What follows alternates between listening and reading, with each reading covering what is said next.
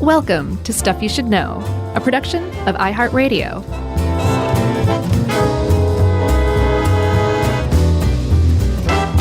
Hey, and welcome to the Hornet's Nest. I'm Josh, there's Chuck, Jerry's here, and this is Stuff You Should Know. Josh's idea. Yeah.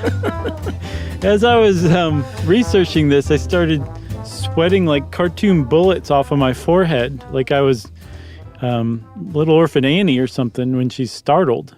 Yeah. I get it. Or Nancy. Nancy's a better one. Do you remember Nancy? With Sluggo? Yeah. I remember Nancy and Sluggo. Yeah, so she is one of the great overlooked comic strips of all time, and she's still going on. She's got a new breath of life in her. She's using computers and the internet and everything, but great, like, almost kind of subversive humor and outlook that Nancy always had. Check it out. I haven't looked at the funny papers in a long time. Do they still have the old favorites? Yeah, but I don't think they call them funny papers anymore. Because they're not funny. They never were. No. Plus, no one wants to point out that it's made of paper. The comics. Yeah. I used to love Beetle Bay, of course, Garfield in Bloom County. Sure, definitely. And when I got a little bit older, what was the one that got a little political that was so good? Sally Forth. No. It got political? Doonesbury? Yeah, not Bloom County, but the other one that was... Doonesbury? Yeah, Doonesbury. Oh, yeah, that one was always political. And then Beetle Bailey. Love Beetle Bailey. What about Hagar the Horrible? He was fine. Family Circus, I liked at the time, but looking back, it was the least funny comic in history. It was cute. Brenda Starr. Mark, right? Mark Trail. Mary Worth. Mark Trail. What was going on with that guy? It was just a nature propaganda disguised as a comic strip. It really was. You know, nature propaganda, save the earth and all that. Big nature. So that's funny that you say that because there's a group of people who are involved in today's topic that possibly refer to their opponents as big nature. Weirdly, Chuck. Like, I don't think they do, but the same sense and sensibility is still there. Jane Austen reference. Second one in two podcasts. That's right. So yeah, I mean, can we just caveat this episode? You said it was a hornet's nest. This is about cats, domestic cats being an invasive species. I'm sorry, but they are. I love cats. I've got 2 cats. I've always had cats, always love cats. I will always have cats. So this has nothing to do with being anti or pro cat. Right. It is just dissecting sort of the scientific problem of cats. In the same way that cats dissect birds and small mammals for sport. Right. Which we talked about a lot, but we'll talk about it a lot more. Yeah, so I'm with you, Chuck, and it is an issue and it's a problem, and one of the things that's contributing to making it a problem is that the two sides are so diametrically opposed and so over one another that there's just no conversation going on, and then the general public, like you and me, are just kind of blissfully unaware of this and then just get goosed every once in a while when the media kind of picks up this issue or runs a headline or an article about it. And the idea is, like you said, that it's a pretty much widely held among wildlife and conservation biologists that cats, house cats, and specifically feral cats are an invasive species around the world and they wreak enormous havoc, including species extinction in the habitats, in our backyards, in the habitats that they inhabit. But before we really kind of get into that and lay out the case one way or another, we should probably talk about the cat and where the cat came from and why they hang out in our backyards to begin with. That's right. We should. They came, we think, from the Mideast with, not Mideast as in Virginia. That's not the Mideast. That's the Middle South. East. That's the Mid-Atlantic. Yeah, the Middle East of planet Earth. Okay, gotcha. Which was these wildcats from the forest called Felis sylvestris, which is interesting. I never thought about Sylvester the cat taking its name. Or Felix the cat. Yeah, or Felix taking their names from the original cats. But that is the thought, is that they came from there, were most likely domesticated about 12,000 years ago. And we don't know for sure, but the general thought is once we started becoming an agriculturally based society and we had grain and seed to store, then the mice and the rats started coming around and the wildcats started coming around to take care of that problem. And humans were like, hey, this is fine with us. And then over time, some of those cats got a little friendlier than others. And the people were like, oh, you like a little scritch under the neck, huh? Well, you want to come inside and have some milk? You shouldn't give cats milk. No. But they didn't know that at the time. And that's the best idea we have going of how cats initially became domesticated. Yeah, and there's evidence of, of cats being domesticated that come from Cyprus, where there are no native cats. So cat bones and cat fossils are ostensibly domesticated because they would have had to have been taken there by humans by ship. It's possible the cat stowed away, but it's also just as possible that 8,000 years ago, when this cat bone on Cyprus is from, the cat was domesticated enough to ride along aboard a ship with sailors. And then there's another cat fossil from about 1,500 years earlier than that, so just under 10,000 years ago, where the cat was deliberately buried with the human, which strongly also suggests domestication. So it's not a really big stretch that by about 12,000 years ago, when we started storing surplus grain, that's about the time when cats and humans really started to kind of coincide. Yeah, and I think you would probably best describe this as a mutualistic relationship at this point, because both species are benefiting. We have talked in the past about commensalism.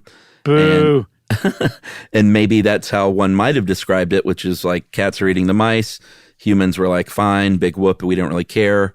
But I would say it's probably more mutualistic, don't you think? Yeah, yes, absolutely. I posit that there's no such thing as commensalism. I think both parties somehow, some way, always are either benefited or harmed by this situation. And this is a great example of that, because if we're growing surplus, if we're growing grain, we have surplus to feed more and more people and to last us through the winter, whatever. We have these grain stores. If, mice and rats come along and eat our grain, that's a problem for us. And if the cats come along and eat the mice or the rats, that solves our problem. So the cat is getting to eat all of this food that's showing up at these grain stores, where otherwise they would have to go and hunt all over the place. The cat's benefiting, we're benefiting, mutualism. That's right. I agree. Okay. You don't have to talk me into it, buddy. Okay, Down with good. I'll lay commensalism. off then. I'll lay off. We need T-shirts, man. Do we still have T-shirts? Oh, I don't know. I don't either. I haven't seen them in a while. We've never done a good job at promoting that stuff. No. That's all right. So here's the deal with cats as an invasive species, though, is they are very hardy as a species. They survive, even though they don't have a real natural range. They can live in many, many different environments successfully. And there are obviously your pet cats, which are, I don't think we said what was the name of the domesticated cat finally. Felis catus. Which sounds like a Bugs Bunny cartoon, like when Roadrunner would they'd freeze frame, Yes. it's basically what they would write, but that's it. Yeah, that was totally as unimaginative as it gets. So you've got your feral cats, and you've got your cats that live inside houses, but also freely roam outside. Like, oh, I have a pet cat, but it never comes inside because I don't like changing litter boxes. So we have outdoor cats. And then there's the feral cat. And those are the two cats that are causing problems. And they are very much different. And this is from the Grabster. He points out they're very different than other, quote unquote, domestic invasive species that you might have as a pet, because we talked about the Burmese python problem in Florida. Those aren't truly domesticated. And then there are feral dog populations in the world, and they do cause problems, but not like cats do. No, definitely not. So apparently there's also like a really good case that's made that cats aren't truly domesticated either, which rings a bell to me from our animal domestication episode. Yeah, I think I remember that. I think they're considered semi-domestic, actually, They're but for all prisoners. intents and purposes, basically. Or no, they just come and go as they please. They hang around us as much as they want to, you know. All right. Well, speaking of hanging out, let's take a little break, and we'll get to the grisly details of what these cats do. Because even though we've said it before, you might not have heard that episode. You might think, "What would my sweet little cat do if let outside, besides just creep around?" Well, we'll tell you what they'll do right after this.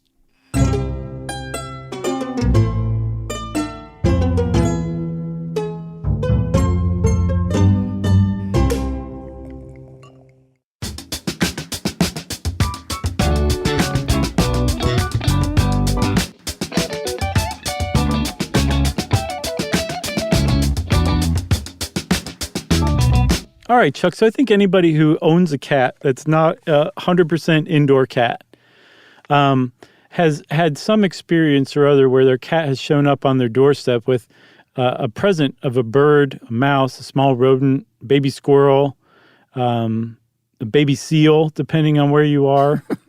But some little animal where the cat is saying either, "Hey, I want you to have this. I really appreciate all of the fancy feast," or they theorize that possibly the cat is keeping a toy that it was playing with earlier. It's brought it home to like hang on to, or it's following in its I guess kind of evolutionary impulse to teach other cats how to hunt. Right. It's teaching you how to hunt. Right. That's what it's bringing. Those are the big main theories that I saw. Yeah. Like, see how it's done, buddy?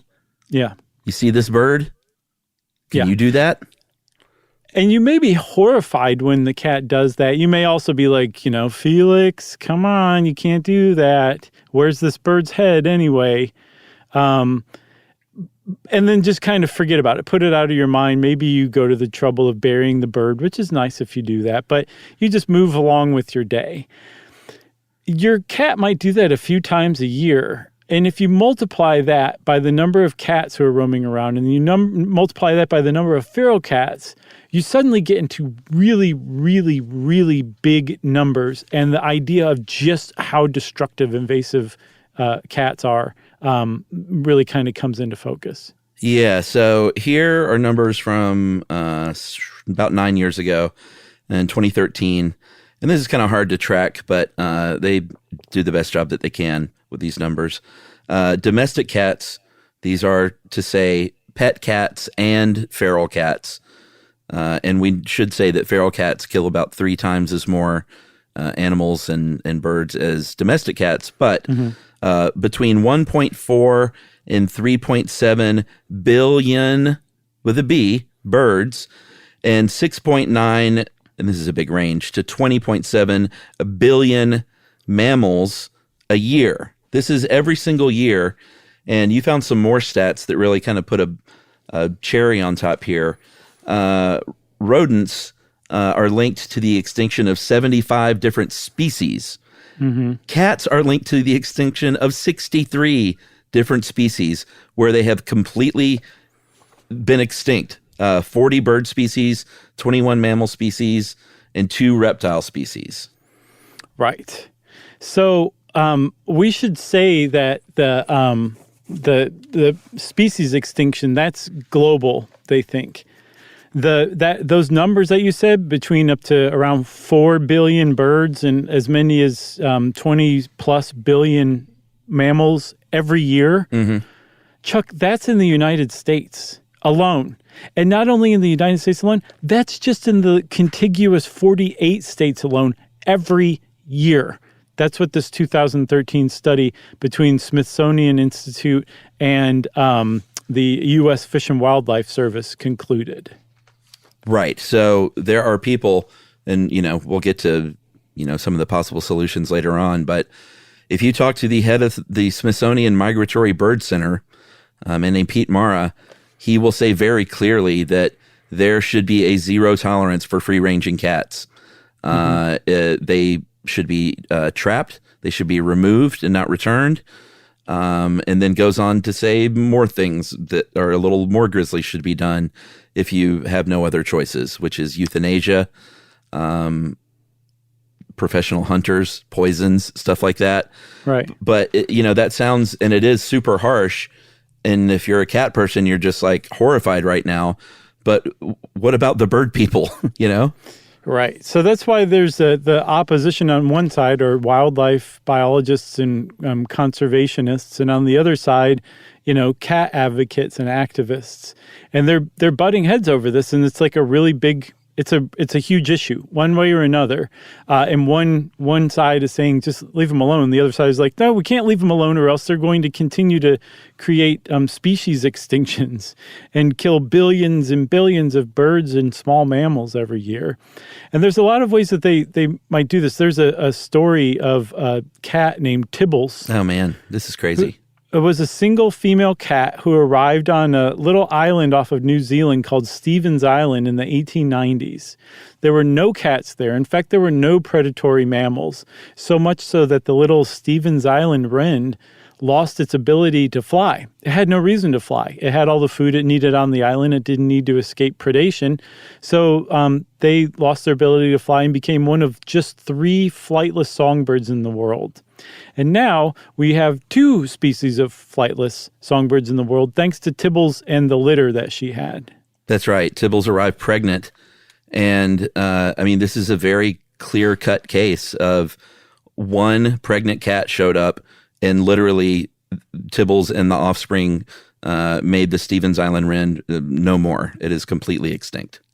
Yeah, and so that's one single instance where they can say this cat did this, and I've even seen it said in places like the legend goes or the story goes or something like that. So I'm not 100% certain on exactly how well documented it is, and more to the point, even if that is 100% accurate, it's really difficult to extrapolate that onto the rest of the world, onto wildlife in general. There's a lot of factors and a lot of pressures that go into a species going extinct. But from what I'm seeing, the conservation biologists and wildlife biologists who are doing meta-analyses of smaller studies and kind of putting the numbers together, they typically tend to make suppositions on the lower end. Right. So these numbers may actually be underreported. They may be much higher than what we think. But the upshot of it is that there seems to be cats seem to be, if not directly or solely responsible, in some cases they are largely responsible for some species extinction. That's right. Cats also spread disease. If you look at rabies in 2014, this is not that long ago, cats accounted for 61% of all rabid domestic animals in the United States. Mm-hmm. So I don't know, people talk about possums and raccoons and and rats, and they're just like, oh God, they're, rabid animals. Yet they will feed a stray, feral cat, which is something that even, animal people say you shouldn't do, because that just means there will reproduce and there will be more feral cats, and feral cats don't do so well. They struggle to live, and they get hurt, and they get hit by cars, and they get run over. And I think a large percentage of the litter doesn't even make it past 6 months. So if you love cats, you shouldn't be feeding feral cats. Yeah. It's a little, it's hard to wrap your head around it, but if you want a healthy population of cats, you shouldn't feed feral cats. Right. It does seem very paradoxical and even mean, but we'll get into a little more why.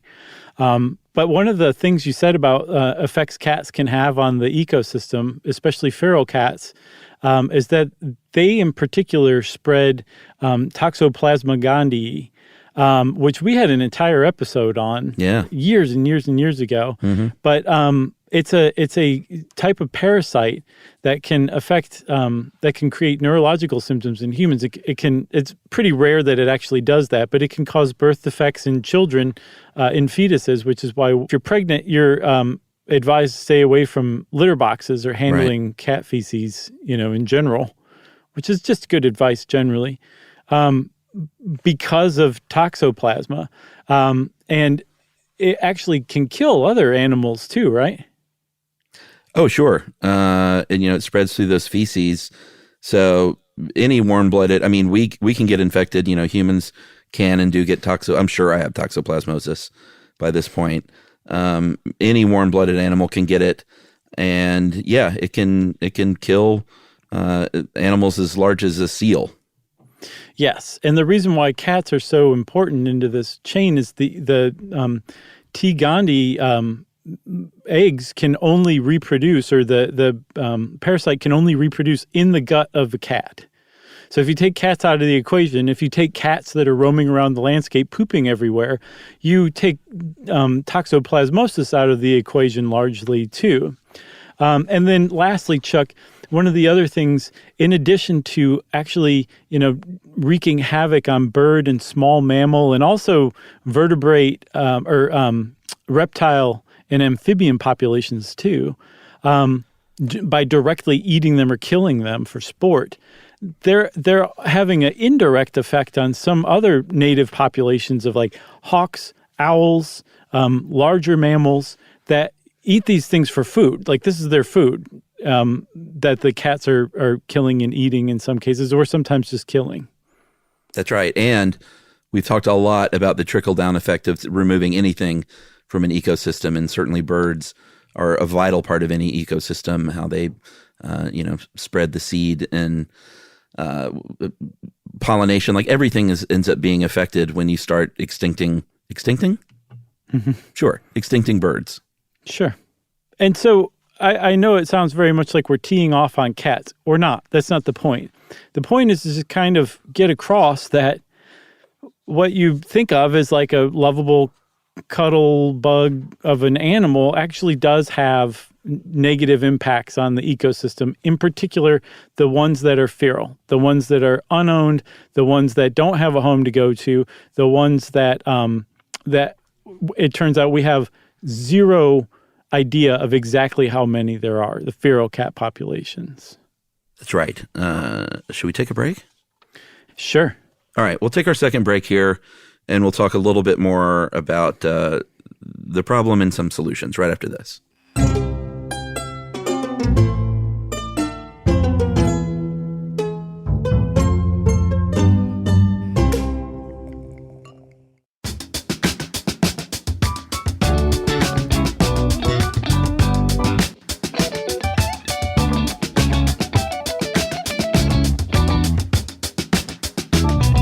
So there are about 86 million pet cats in the United States.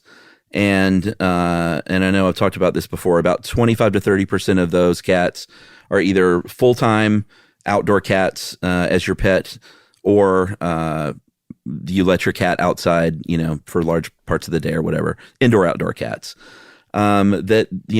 It's it's a problem. I don't think people should let their cats outside. I think if you have a pet cat, it should be an indoor-only cat because of the lizards and the birds and the mammals that they kill, because of the disease that they can spread.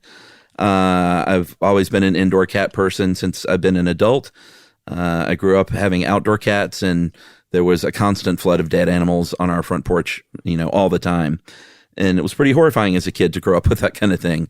But this is one of those situations where, we don't like to get on our high horse very often, but you should keep your cats inside. And if not wanting to deal with a litter box is your issue, then you might want to rethink why you have cats.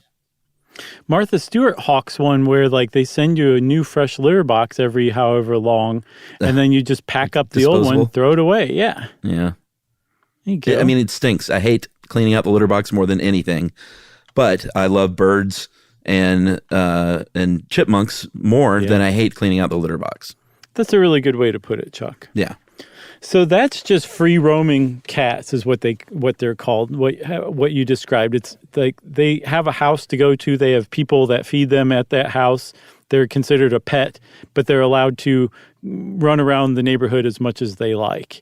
So if we have about 86 million cats that are pets, and 25 to 30% of them are roaming outdoors, that's a significant number.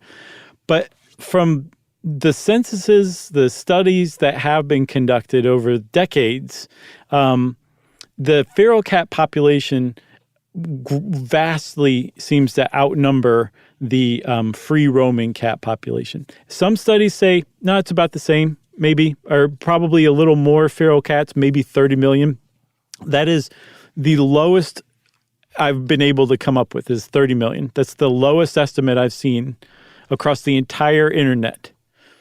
I went everywhere on the internet, and the lowest I saw was 30 million. Yeah. Some sources put it more in line with about the total number of pet cats, that there's about 80 million feral cats running around. Again, the United States alone, right. Just the U.S. And that if that is the case, then you really do start to get into some really big numbers really fast about how much of an effect that 80 million feral cats could have on local bird and small mammal populations. Yeah, and if a feral cat makes it to adulthood, which like I said, the pretty high percentage die before 6 months of age, but if they do make it to adulthood, they are very efficient killers, and there are no natural predators for cats. And you might think, well, no, there's plenty of things that can kill a cat. Sure. There are, but their populations, like, a cougar or something, there aren't many of those left anymore. Those populations have been decimated because of all the reasons that might happen. And what you end up with is a lot of feral cats with nothing hunting them, but they're hunting everything else. I found a 2013 Ohio State study, and they found that urban coyotes, we did another episode on coyotes, remember? Well, as their numbers are growing and growing, they're actually keeping feral cat populations in check. Oh, interesting. And as a result, some bird species, small mammal species, are their numbers are rebounding because urban coyotes tend to keep feral cats at bay. Like, feral cats avoid them like the plague. The thing is coyotes tend to avoid humans. Right. So the feral cats have just been hanging around buildings, offices, businesses, like human-built areas, and avoiding kind of more natural urban areas like woods and parks and forested areas, that kind of thing, where the coyotes hang out. So the wildlife is protected in the forested, woody areas of a city, but they're prey like around human habitation, like buildings and offices and stuff. Right, which makes sense. Yeah. So we've outlined the problem. It is really sad because I love cats and I don't like the idea of cats being a problem. But they are. So what are the solutions? Josh, what are the solutions? You're leaving that to me, huh?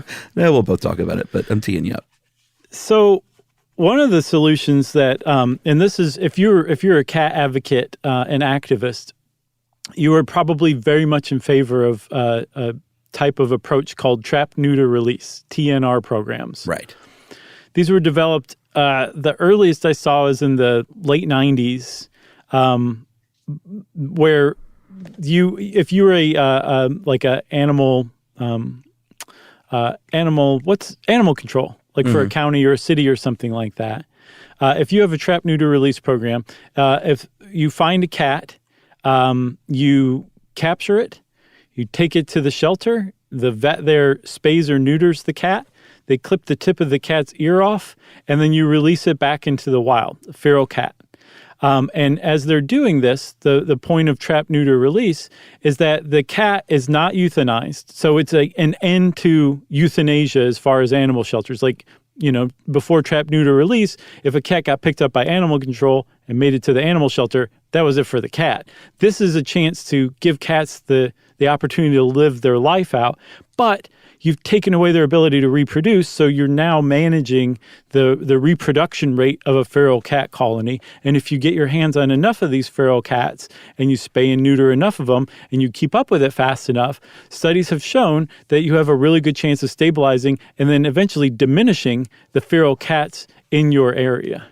Yeah, and there have been a lot of studies on this. There was one in 2019 that found over a decade. It's called high-intensity TNR. Was very successful at reducing feral cat populations. There's high density and low density TNR. And the idea, it seems to shake out, is that unless you are doing high density, unless you're getting to like 75% of the population, then they say you might as well not even be doing it. Right. So high intensity TNR really works. And then in this one study, it had a couple of other interesting parts to it. Is they weren't just measuring how many feral cats were out there, but they're trying to do studies that like say, hey, we want healthy cat populations, so let's look at harm reduction for feral cats. So if you have overpopulation and too many feral cats, then Ed points out there's a lot of misery going around. They struggle to find food more.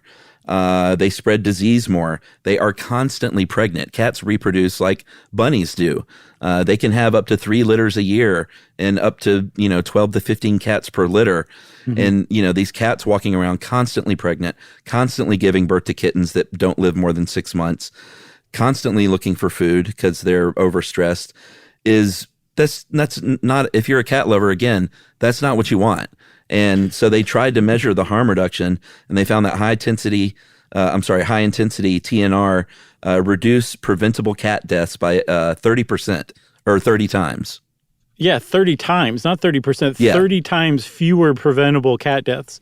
And they defined preventable cat deaths by cats that were picked up and euthanized at a shelter, or cats that died before reaching adulthood. And cats have a really high mortality rate for young cats. I saw a study from 2003 or 4 that found a mortality rate of about 48% within 3 months of birth. Oh, wow. And 75% within 6 months of birth. Okay, yeah, that's the number. This is, you want to talk about harm reduction. The most common cause of death was trauma. So they were getting mauled by dogs or eagles or owls. Hit by cars. Yeah, getting hit by cars. So it is a really harsh, unhappy life for feral cats. And the premise of TNR is, okay, we can actually lead to a reduction in these kittens that are being born in these horrible conditions, living 3 months and then getting mauled by a neighborhood owl or something like that. Like, that's a bonus. That's a plus.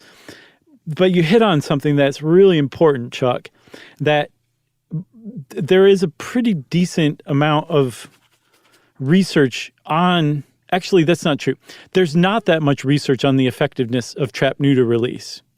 But the studies that have been done on them, that are high-quality studies, do emphasize that, no, there's definitely a threshold to where you're just completely wasting time and energy.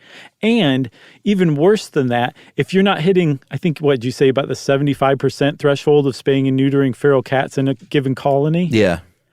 If you're not hitting that 75% mark, you're doing worse than nothing, because the people who are aware of TNR, the TNR program in your city and county, think you're doing something, but you're not. It's worse than doing nothing, because if everyone knows you're not doing anything, then people might say, we got to do something. Mm-hmm. But if they think you're doing something, but you're not actually really doing anything, that's harmful. And that's ultimately harmful, not just to these kittens that are being born by that, like that, but also to the birds and small mammals that those kittens are eating within their 3 to 6 months on Earth.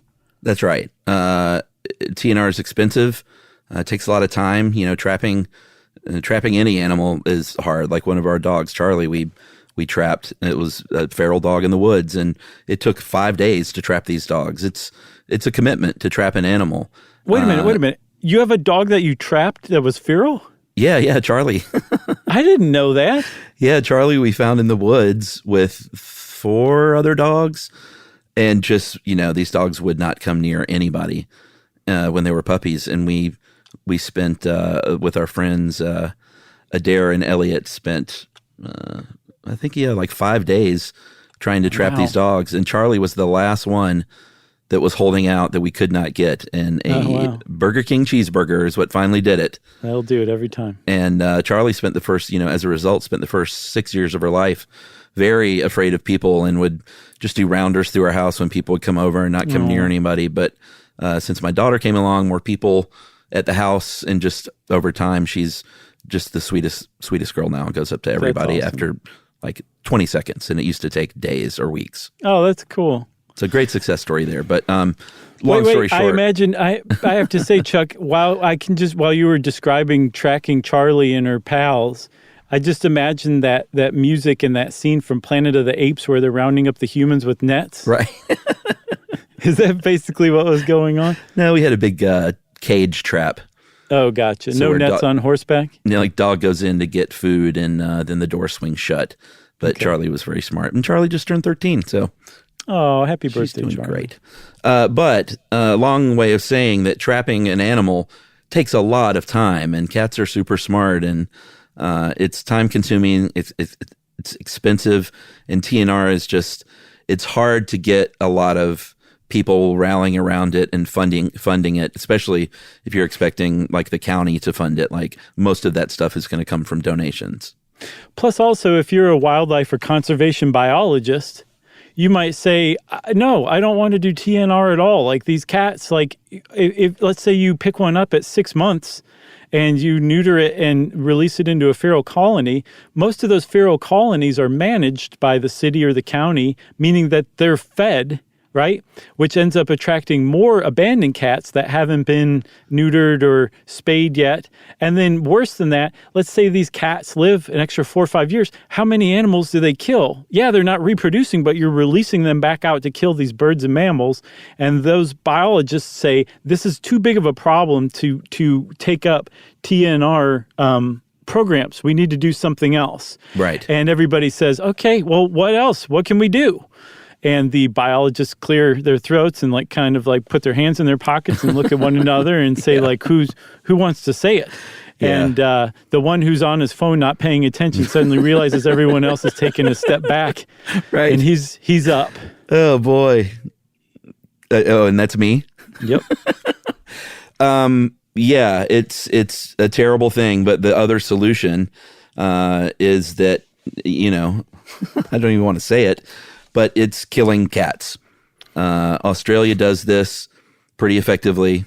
In 2016, they began using a poison. Here's the deal, is cats probably won't eat poison. So they have these traps where a cat will go in and it will spray their fur with poison. The cats groom themselves by licking their fur. They ingest the poison and they die. And this is, you know, Ed points out, he's like, listen, this is... no one cries for the dead rats and the dead mice, but, you know, dead cats you're going to get some public outrage. Yes, for sure. And there's a lot that's mixed up with that. One, you know, we've chosen cats. There's like only just a small handful of animals on the planet. Out of all the animals on the planet, there's such a select group that we've said, come live in our human world, our human culture. Yeah. And cats are one of the top ones. I mean, like, cats are pets. Come into our house. Right. Yeah. Have my milk. And again, the cat's like, please, this is really bad for me. I can't turn it away. Please stop tempting me. But that's a huge part of it. So like, even knowing that cats are out there having this huge effect on birds and mammals, and like possibly creating species extinction, it's still like that doesn't just trigger something in us humans like, oh, well, then we got to get rid of cats. Right. That's just not how it works.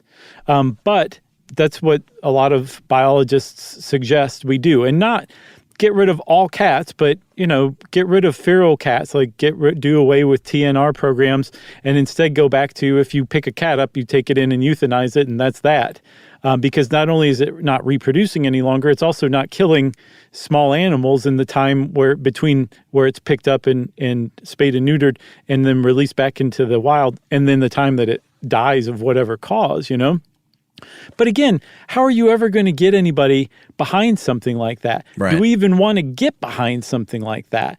And like, is that a thing that humans would want to take on? Like, okay, we've got this big problem. We need to handle it.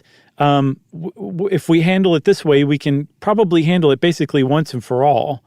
But is that something we want to do? Is that okay to do? Yeah, I mean, these are the big questions. I hope you're not looking to me for an answer.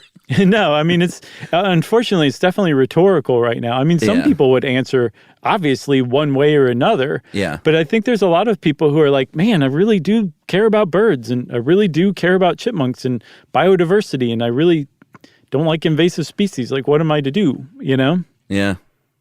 It's a tough one. At the very least, if you have outdoor cats, bring them inside. Yeah, and that's another thing too, is one of the things that you would have to do part and parcel with this is, in most cities and counties, you have to get a license to have a dog. Right. You don't necessarily have to do that for a cat. You could start creating laws like that, create leash laws for cats, like really step it up and say, we love cats. You can have a cat, but you have to keep your cat in the house. If your cat's out of the house, you have to keep your cat on a leash. If a cat's feral, it's going to get picked up. So there's stuff you can do. It's just a question of will is what it is. Yeah. And, when I said that before, I got met with emails of, but my cat loves being outside. All they do is want to be outside. It's because they want to go kill things. Yeah. Almost exclusively. Like, cats love to lay in the sunshine, but that's why you'll find them on sunny spots inside your house.